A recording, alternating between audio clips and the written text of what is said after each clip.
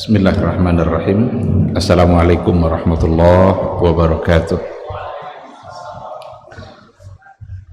Innal hamdalillah nahmaduhu wa nasta'inuhu wa nastaghfiruh wa na'udzu billahi min syururi anfusina wa min sayyiati a'malina may yahdihillahu fala mudhillalah wa may yudlilhu fala hadiyalah. Asyhadu an la ilaha illallah wahdahu la syarikalah wa asyhadu anna Muhammadan abduhu wa rasuluh la nabiyya wa la rasula ba'dah. Ikhwati fillah, ma'asyiral hadirin wal hadirat rahimani Allah wa iyyakum. Mari sama-sama kita awali kajian kita dengan mengucapkan puji dan syukur kepada Allah Subhanahu wa taala. Tak pernah putus rahmat dan karunia Allah dalam hidup kita. Tugas kita hanyalah menjadi hamba yang bersyukur, dan Allah pun berjanji untuk menambah nikmat bagi siapa saja yang bersyukur. Kalaulah kita mencoba untuk menghitung-hitung nikmat Allah dalam hidup kita ini, pasti tidak akan bisa. Begitulah besar dan banyaknya karunia dan rahmat Allah itu. Sekali lagi, mudah-mudahan kita menjadi hamba yang syakirin. Sama-sama kita juga harus berselawat dan salam untuk Rasulullah Sallallahu Alaihi Wasallam. Allahumma salli ala Muhammad wa ala ali Muhammad.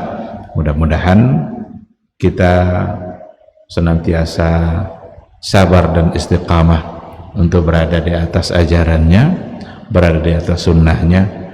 Walaupun barangkali ada tantangan-tantangan dan mungkin akan terasa berat, tapi yakinlah bertahan di atas sunnah Rasul itu akan membawa dan memberikan keselamatan yang sesungguhnya, baik di dunia maupun di akhirat kelak.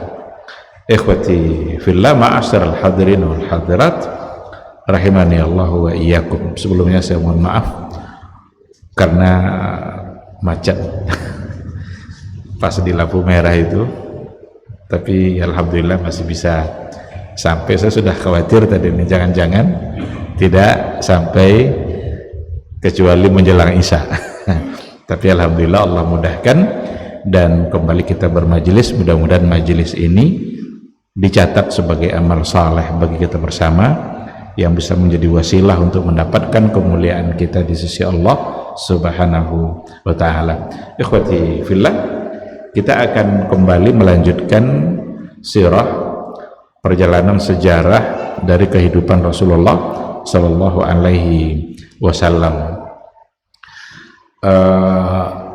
Kita akan masuk pada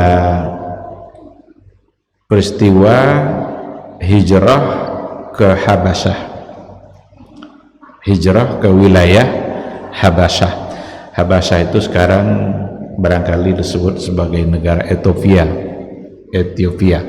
Itu Habasyah, sebuah wilayah di mana kata Rasulullah Sallallahu Alaihi Wasallam, rajanya tidak pernah menzalimi siapapun. Rajanya adalah raja yang baik. Orang-orang baik di sisi beliau akan selalu mendapatkan perlindungan. Itu Raja Habasyah yang namanya adalah atau disebut dengan Najasyi. Jadi Najasyi itu istilah untuk Malik Habasyah, sama dengan Fir'aun untuk istilah raja di Mesir. Nah, jadi Najasyi itu nama untuk raja yang ada di Habasyah. Peristiwa hijrah ini terjadi pada tahun kelima, Hijriyah, pada pertengahan. Kenapa terjadi dan kenapa Rasulullah Shallallahu Alaihi Wasallam menyuruh mereka untuk berhijrah mencari tempat yang aman? Itu karena intimidasi atau sikap-sikap yang tidak baik semakin ditunjukkan oleh orang-orang Quraisy kepada orang-orang yang telah mengikuti sunnah atau ajaran Rasulullah Sallallahu Alaihi Wasallam. Seperti yang kita bahas sebelumnya, karena Nabi telah memulai dakwahnya secara terang-terangan, maka orang-orang Quraisy, orang-orang jahiliyah yang benci kepada Nabi dan dakwah Nabi, tentu juga akan secara terang-terangan menyiksa dan mengintimidasi para sahabat. Sahabat luar biasa yang mereka hadapi, keadaan-keadaan luar biasa yang mereka rasakan, disiksa oleh orang-orang jahiliyah. Ada yang diletakkan di badannya besi panas, ada juga yang dijemur lalu kemudian ditimpakan di atas badannya batu besar, macam-macam, asalkan mereka mau kembali kepada agama semula. Tetapi iman yang mereka miliki membuat mereka bisa bertahan. Ini perlu dipelajari sebenarnya. Ini ada apa di balik iman itu, kok sebegitu tegarnya mereka menghadapi cobaan hidup. Beda dengan kita hari ini yang kadang-kadang imannya bisa digadaikan hanya oleh sekotak supermi, hanya oleh sekarung beras. Kan jauh kali bedanya itu. Dulu mereka jangankan sekarung beras tidak dapat, makan saja memang dia kadang tidak dikasih, disiksa luar biasa, siksaan secara fisik. Tidak selesai secara fisik, secara jiwanya mereka juga diintimidasi dan ditakut-takuti. Tetapi dengan iman yang mereka yakini, dengan kalimat la ilaha illallah, mereka bisa bertahan, bahkan bangga di atas keyakinan yang ada di dada mereka. Ada janji surga yang datang dari Rasulullah Sallallahu Alaihi Wasallam. Rasul sendiri sebenarnya, orang-orang jahiliyah itu ingin juga melakukan sesuatu pada diri Nabi, tapi Nabi dapat terhindar dari itu semua dikarenakan oleh wibawa kaumnya dan sukunya. Jadi suku Quraisy itu memang suku yang paling disegani di Arab ketika itu. Suku yang paling terkenal di wilayah Arab itu adalah suku Quraisy, yang paling disegani, dan Nabi berasal dari suku itu. Dan yang lebih dikenal lagi adalah orang-orang yang silsilahnya kepada Rasulullah seperti pamannya dan juga kakeknya. Pokoknya adalah orang-orang yang sangat disegani, seperti Abu Talib umpamanya.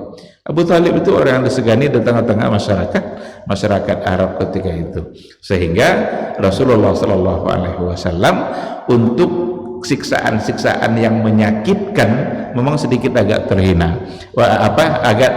Dia merasakan itu. Dia terhindar gitu maksudnya. Yang dirasakan oleh Nabi ada hal-hal yang lain pula, seperti Nabi diletakkan di pundaknya kotoran unta. Itu kan dulu sudah pernah kita sampaikan, Nabi dalam keadaan sujud, kemudian saat dia sujud itu ada yang meletakkan kotoran unta di pundaknya Rasulullah Sallallahu Alaihi Wasallam. Hal-hal yang seperti itu dialami oleh Rasulullah Sallallahu Alaihi Wasallam. Tapi kalau dalam bentuk siksaan fisik nampaknya memang jangan coba-coba, kata Abu Talib. Jangan coba-coba kalian menyakiti anak keponakan kami. Dia adalah orang-orang yang akan terjaga terus dan dibela oleh Abu Talib. Maka Abu Talib ini sebenarnya punya jasa besar dalam dakwah Nabi itu. Cuma sayangnya beliau tidak sempat mengucapkan dua kalimat syahadat sampai akhir hayat dia. Diajak oleh Nabi untuk mengucapkan dua kalimat syahadat, tapi dia tidak mau, karena masih mengikuti dan masih merasa malu dengan kawan-kawannya yang ada di sampingnya yang tetap ingin mempertahankan keyakinan lamanya.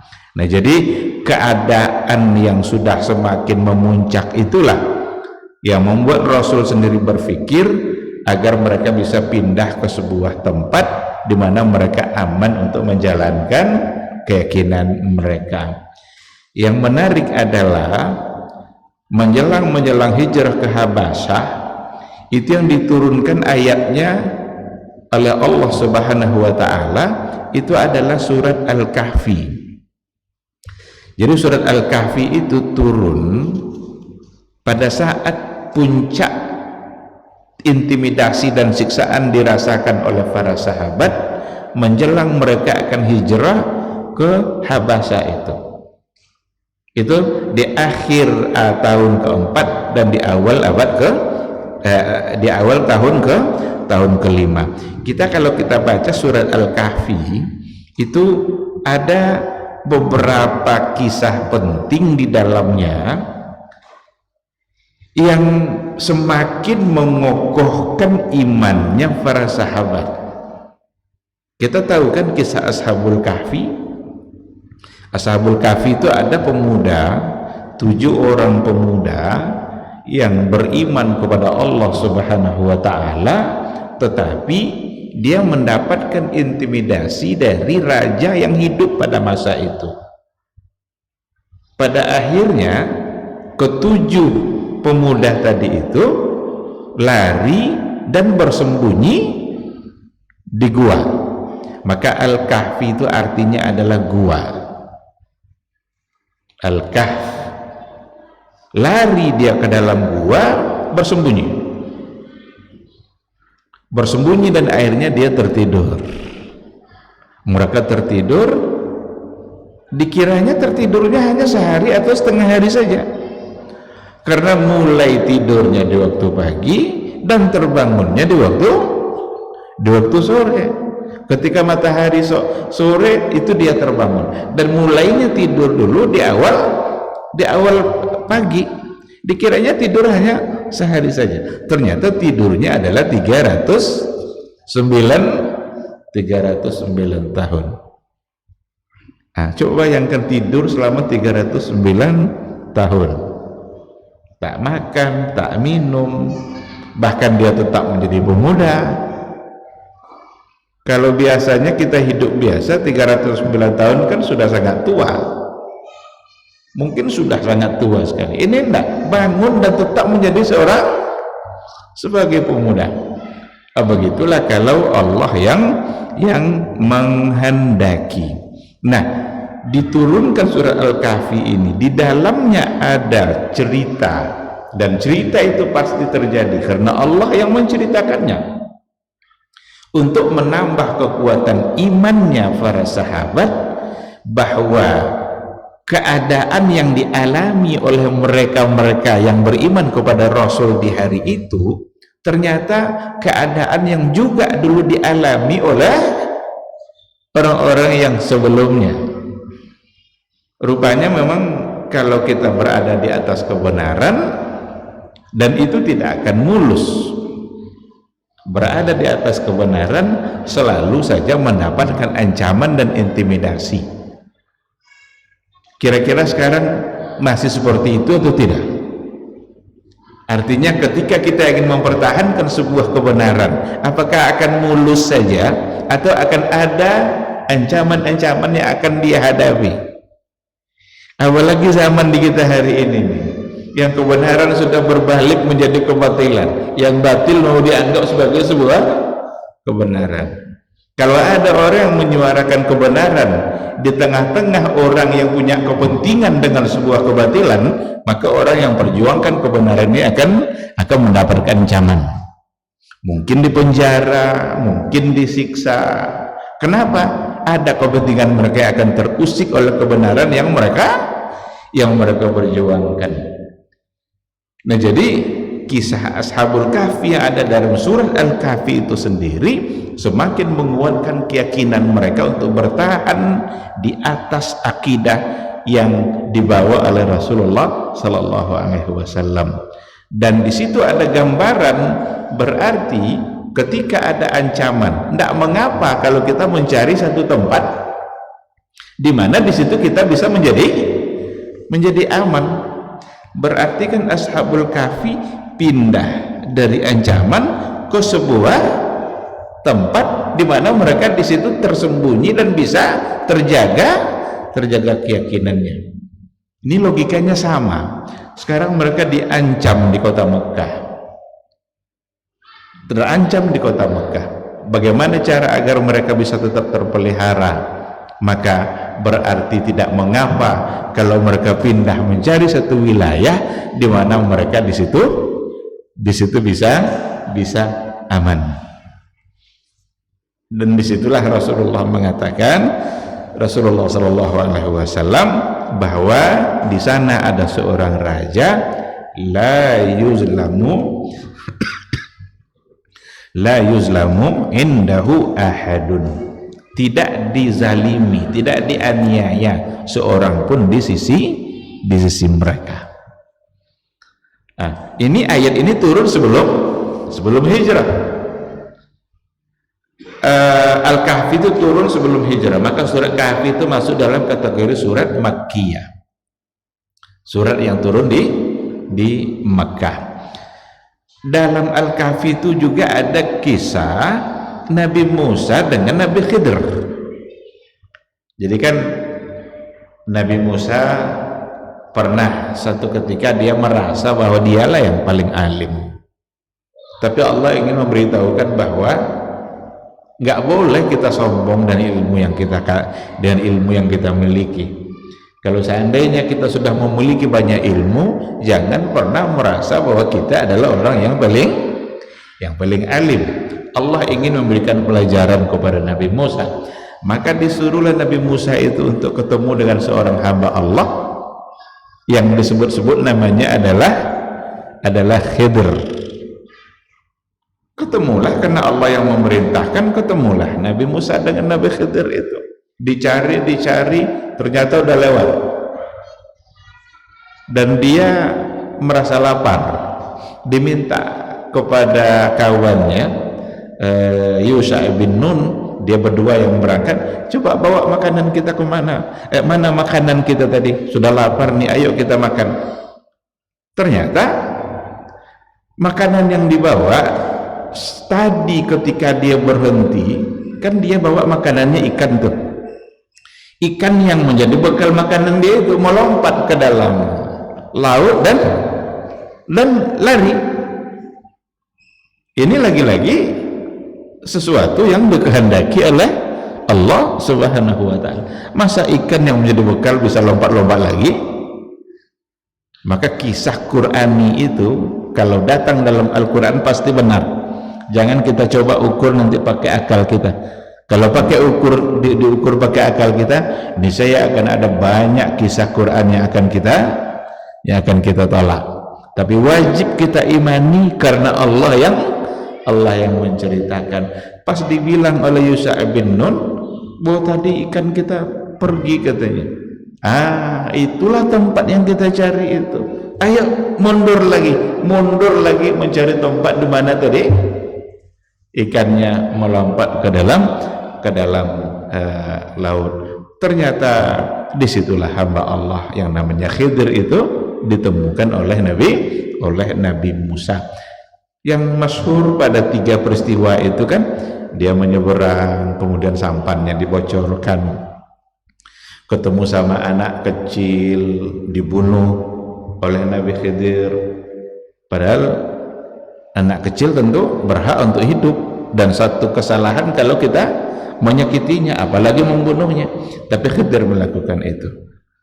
Khidir sebenarnya di awal memberikan syarat, boleh kamu ikut saya tapi sabar. Boleh ikut saya tapi harus tetap sabar, dengan cara jangan banyak bertanya. Tapi Nabi Musa setiap kali peristiwa aneh itu terjadi, dia bertanya, kok kamu bocorkan kapal yang sebagus itu? Satu, kata Khidir, kan syaratnya tidak, jangan bertanya. Minta maaf, dia maafkan saya katanya, nanti saya tidak akan nanya lagi.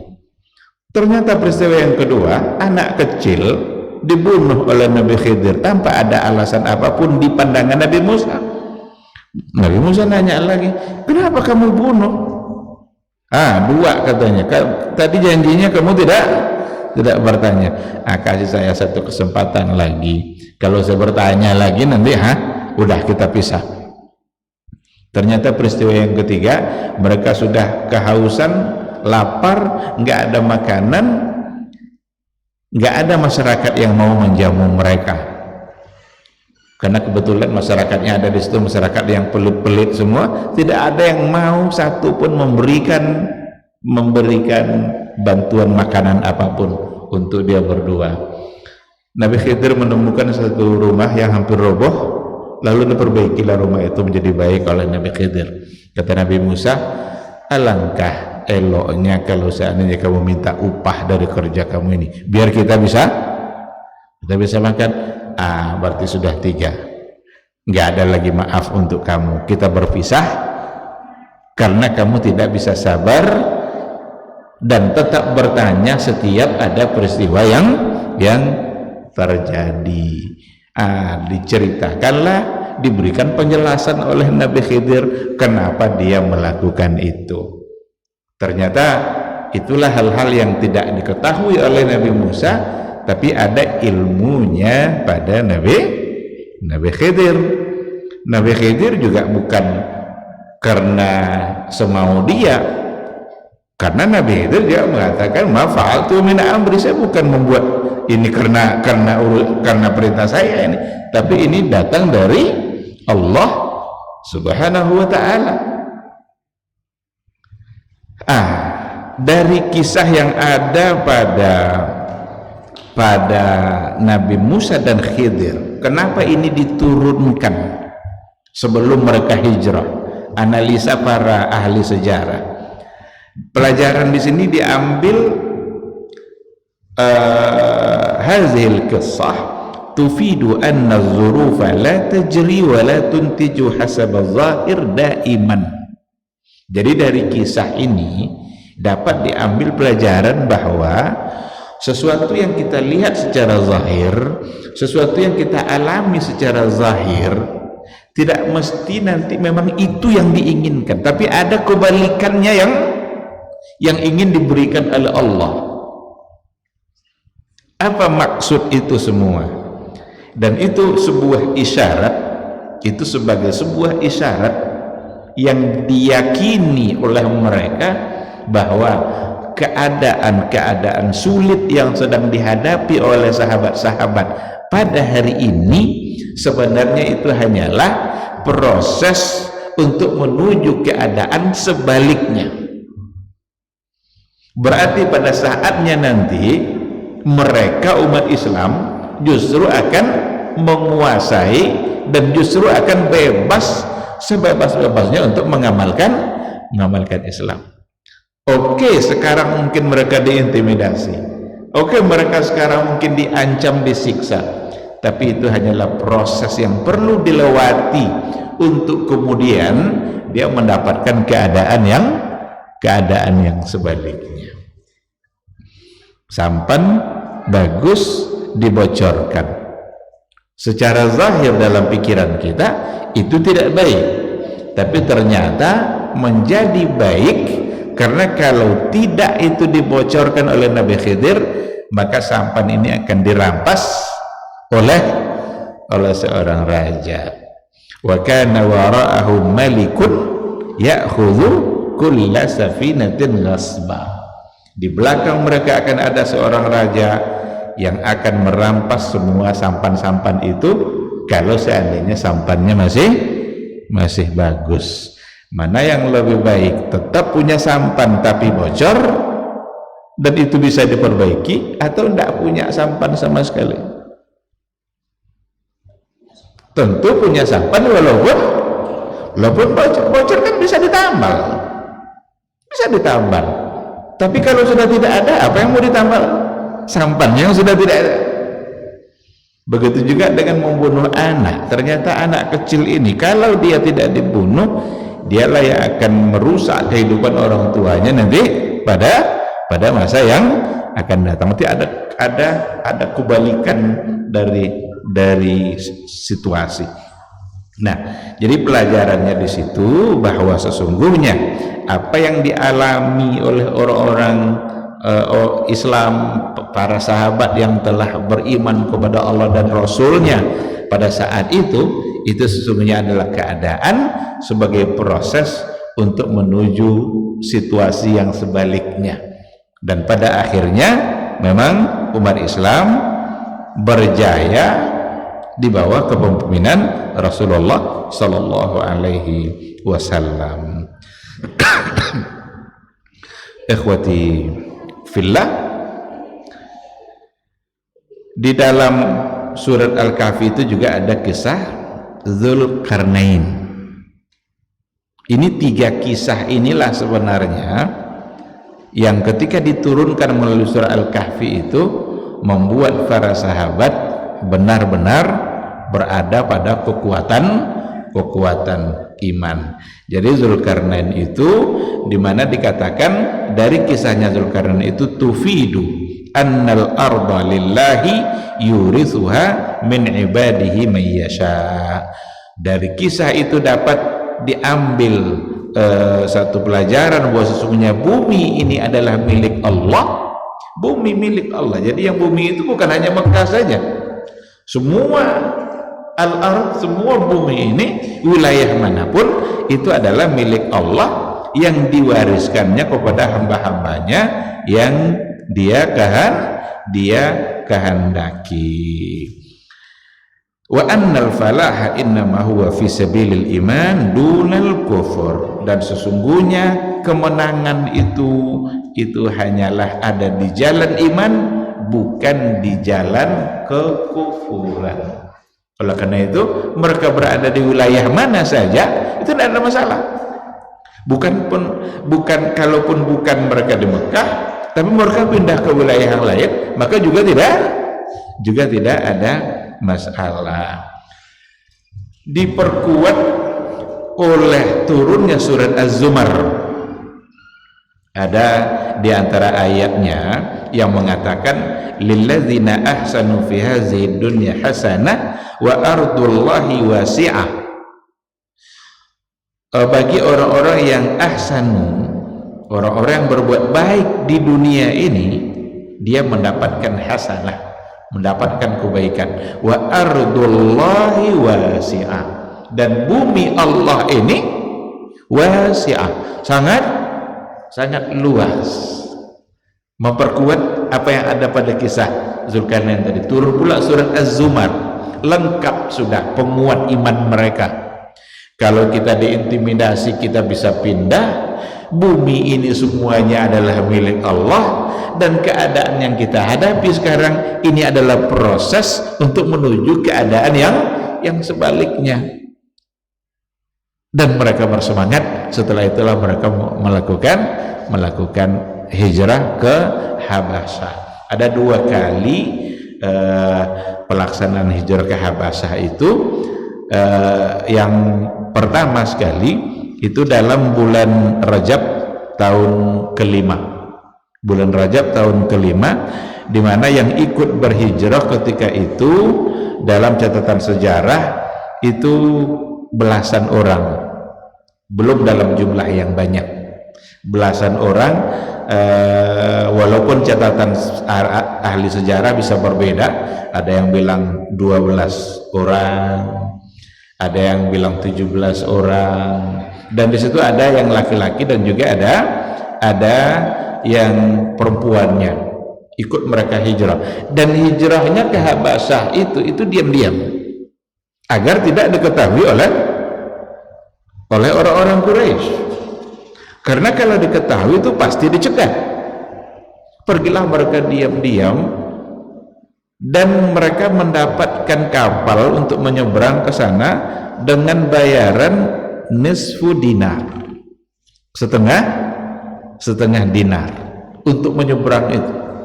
Setelah mereka masuk kapal lalu menyeberang, ketika itu datanglah orang-orang Quraisy yang memang mencari mereka, tapi mereka tidak menemukan lagi orang itu, karena kapalnya sudah berangkat.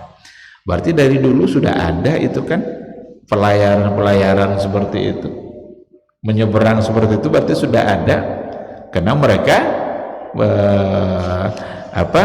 pindah dari satu tempat yang memang dari satu pulau yang diantarai oleh laut. Di antara yang ikut hijrah itu ada yang namanya Abu Salamah wa zawjuhu Ummu Salamah. Jadi Abu Salamah, Ummu Salamah istrinya, di mana nanti pada akhirnya Ummu Salamah ini menjadi istri Rasulullah Sallallahu Alaihi Wasallam setelah dia tidak lagi menjadi suami bagi Abu Salamah. Ada juga yang ikut Utsman ibn Maz'un, ini pamannya Rasul. Ada Mus'ab ibn Umair, ada Utsman ibn Affan, wa mar'atuhu Ruqayyah bintu Rasulillah. Jadi Utsman ibn Affan ikut dalam hijrah ke Habasyah bersama putri Nabi yang bernama Ruqayyah. Utsman kan menikahi dua anak Nabi kan, Ruqayyah dengan Ummu Kulthum. Maka disebutlah Utsman itu dengan Dzunnurain, yang memiliki dua cahaya. Dzunnurain yang dimaksud adalah yang karena dia menikah dengan dua putri Rasulullah Sallallahu Alaihi Wasallam. Tentu saja bukan dalam waktu yang sama, meninggal ini lalu kemudian nikah dengan yang berikutnya. Bahkan ada sebuah ungkapan Rasulullah Sallallahu Alaihi Wasallam untuk Utsman ibn Affan dengan Ruqayyah radhiyallahu anhuma. Apa kata Rasulullah? Innahuma awwalu baitin hajara fi sabilillahi ba'da Ibrahim wa Lut alaihi wassalam. Sesungguhnya keduanya, Utsman dan Ruqayyah, itu awwalu baitin, keluarga pertama, hajara fi sabilillah, yang hijrah di jalan Allah setelah Nabi Ibrahim dengan Nabi Lut.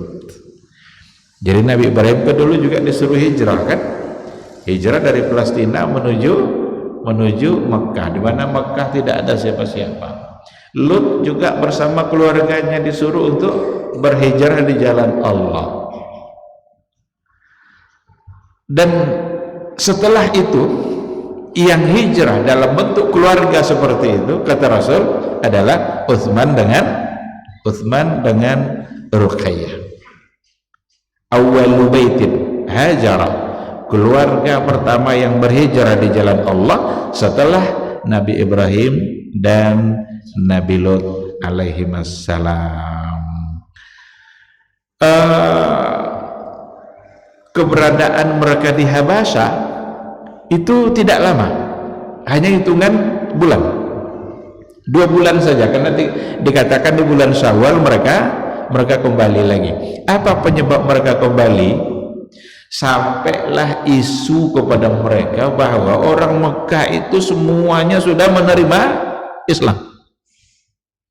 Sampai isu itu pada mereka. Kalau sudah menerima Islam ya kita ngapain lagi di sini? Akhirnya mereka pulang. Ternyata sampai mereka kembali ke Mekah, isu itu tidak benar. Rupanya itu hanyalah berita-berita bohong yang disebarkan agar mempengaruhi keberadaan mereka di sana dan untuk kembali lagi. Beginilah bahayanya hoax. Berarti kan hoax itu kan, itu berita bohong yang disebarkan yang bisa merubah cara pikir dan mindset kita kan. Awalnya dia di sana aman-aman aja, sampai berita kepada mereka bahwa orang-orang Makkah semuanya sudah menerima dakwah Nabi. Tentu mereka mulai berpikir, kalau begitu kita harus pulang mereka. Ternyata sampai di Mekah, apa yang didengar tidak sesuai dengan kenyataan. Rupanya mereka sengaja diberitakan seperti itu agar mereka kembali dan agar mendapatkan siksaan kembali. Diam-diam mereka balik bersembunyi, atau ada yang memang diam-diam mencoba untuk mendapatkan suaka atau perlindungan dari orang-orang Quraisy. Diam-diam dia, kalau tidak mendapatkan perlindungan seperti itu, jangan-jangan mereka akan mendapatkan intimidasi yang yang lebih besar. Dalam catatan sejarah yang ada dalam buku ini, ada beberapa riwayat yang menceritakan kenapa mereka pulang. Di antaranya ada yang itu tadi itu, ada yang mereka mendengar bahwa sesungguhnya umat Islam itu sudah banyak yang menerima. Ada juga yang mengatakan bahwa mereka kembali ke Mekah karena mendengar bahwa Umar bin Khattab sudah masuk Islam. Berarti pengaruhnya besar itu kan, masuk Islamnya Umar itu bagi kehidupan umat Islam yang lain, merasa mendapatkan apa namanya itu, kekuatan dengan masuknya Islam. Ada lagi di antara riwayat yang mengatakan, dan itu ditolak riwayat itu oleh para ulama karena itu riwayat yang batil, di mana dikatakan bahwa sesungguhnya sudah terjadi kesepakatan antara Nabi dengan orang-orang jahiliyah, antara Rasul Shallallahu Alaihi Wasallam dan petinggi-petinggi Quraisy itu, di mana antara Nabi Muhammad dengan mereka dan orang-orang Quraisy itu sudah punya satu kesepakatan untuk saling saling menghormati Tuhan mereka, atau saling sama-sama memuji dan menyembah Tuhan. Sekali menyembah Tuhannya orang-orang Quraisy, sekali lagi nanti menyembah Allah oleh orang-orang Quraisy, sampai kepada mereka berita itu yang membuat mereka ingin pulang. Nah, tapi di sini dikatakan bahwa sesungguhnya kisah yang mengatakan itu adalah sebuah kisah yang batil, tidak diterima, karena tak akan pernah Nabi Muhammad SAW bisa untuk melakukan kesepakatan seperti itu. Bahkan ketika ada penawaran seperti itu, yang turun adalah kuliah ayyuhal kafirun, kan? Nah, tidak mungkin Nabi melakukan kesepakatan seperti itu. Pada akhirnya, karena ternyata yang beredar itu adalah tidak sesuai dengan kenyataan, pada akhirnya terjadi pula hijrah untuk yang kedua kalinya dengan tujuan yang sama, yaitu Habasyah. Maka dalam catatan sejarah Nabi, hijrah ke Habasyah itu 2 kali. Yang pertama tadi dalam jumlah belasan orang, sedangkan pada hijrah yang kedua ini yang juga tujuannya adalah Habasyah, itu sudah dilakukan oleh jumlah orang yang lebih banyak, itu sudah puluhan. Bahkan ada yang mengatakan jumlah mereka itu lebih 80 orang, lebih 80 orang, dan diantaranya juga ada kaum perempuan yang ikut untuk berhijrah. Dikatakan yang perempuannya kira-kira asyrina imra'ah, kira-kira 20 perempuan.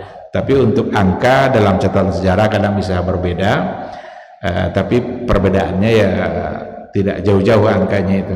Ada yang mengatakan bahwa yang perempuan itu kira-kira 20 orang, ada yang mengatakan kalau menurut Ibnul Qayyim itu tis'a asyarata imra'ah, 19 orang, dan yang ikut secara keseluruhan itu lebih kurang samanina rajulan, untuk 80 laki-laki dan ditambah laki-laki dan perempuan sebanyak 80 orang lebih.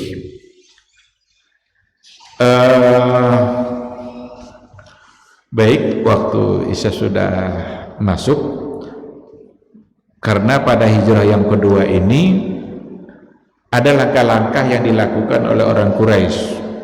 Ada utusan orang jahiliyah itu, orang Quraisy, jahiliyah itu, ada utusan mereka yang datang ke Habasyah itu yang dipimpin oleh Amr ibn al-As. Amr ibn al-As ini adalah orang yang terkenal juga di kalangan jahiliyah ketika itu, yang disegani juga, dan dia jago dalam melobi. Dia datang untuk melobi Raja Najasyi itu agar mereka dikembalikan. Ayo kembalikan itu kepada kami. Itu adalah orang-orang yang menghina agama kamu, mereka adalah orang-orang begini. Ternyata yang terjadi tidak seperti itu. Dikumpulkanlah orang-orang itu oleh Raja Najasyi. Ditanya, apa agama yang kalian bawa itu? Seperti apa ajarannya? Dikatakanlah, kami disuruh untuk menyembah hanya menyembah Allah saja. Kami diminta untuk membantu orang fakir miskin, untuk menolong orang yang susah. Kata raja itu, kalau gitu baik agama kalian tuh, karena dia orang baik juga, karena agamanya juga menyuruh hal yang seperti itu. Kata Amr ibn al-As, coba tanya tentang Isa, apa keyakinan mereka? Jangan-jangan mereka menghina Isa sebagai nabi kalian. Ditanyalah oleh raja tadi, bagaimana menurut kalian Nabi Isa? Dijawabnya sesuai dengan apa yang diajarkan oleh Rasulullah Sallallahu Alaihi Wasallam. Isa adalah Ruhullah. Isa itu adalah anaknya Maryam, seorang wanita yang taat dan salehah. Ternyata yang diucapkan oleh Ja'far bin Abi Thalib, karena yang maju ketika itu Ja'far bin Abi Thalib, itu adalah sesuatu yang sesuai dengan apa yang ada pada Taurat mereka. Pada Taurat yang belum terjadi penyimpangan. Jadi Taurat yang asli itu, yang belum menyimpang itu tidak ada yang mengatakan bahwa Isa itu anak Allah. Sesuai dengan apa yang ada pada Al-Quran. Itu pula yang dijawab oleh Ja'far bin Abi Thalib. Oh, kalau begitu sama nih keyakinan kita, katanya. Kata Raja Najasyi, nggak ada bedanya antara keyakinan saya dengan keyakinan kalian, dan saya tidak akan serahkan dia kepada kamu. Akhirnya mereka tetap aman berada di Habasah. Maka gagallah Amr ibn al-As dengan diplomasinya untuk mengajak dan mengembalikan mereka pulang ke kota Mekah. Nah, pada akhirnya tinggallah mereka di sana, dan ini dalam waktu yang agak lama, untuk kemudian nanti mereka kembali lagi ke kota Mekah.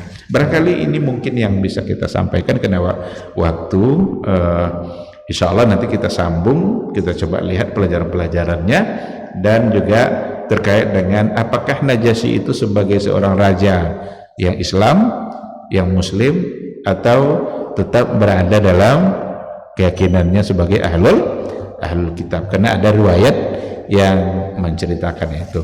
Sampai di sini mudah-mudahan ada yang ilmu yang bisa kita dapatkan.